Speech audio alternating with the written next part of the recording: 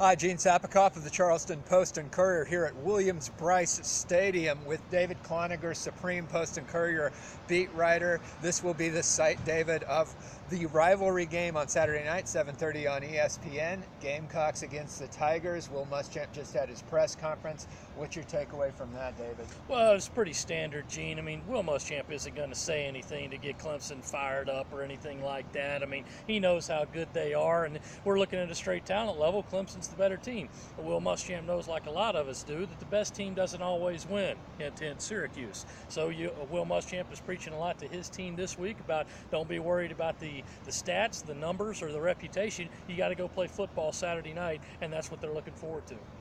David, I talked to Jake Bentley and asked him about the importance of taking some deep shots. As you know from watching the Wofford game, they had success with a couple that they took, a pass interference call with Hayden Hurst and then a really nice touchdown play, Brian Edwards.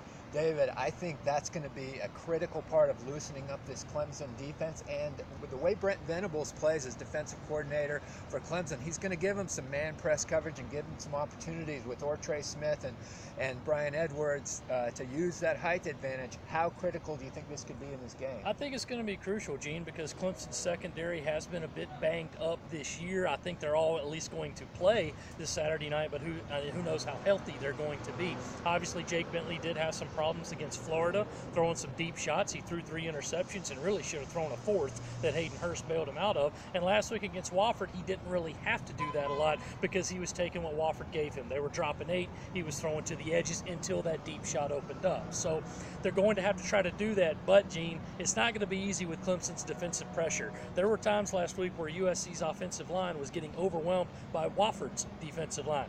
Nothing against Wofford, they're SoCon champs, but it's an FCS team. I believe Clemson's going to have a few better athletes on that side of the ball, and it's going to be very difficult for Jake Bentley to have room to try to throw, but if he can get a few deep shots off, it could turn into a real good ball game.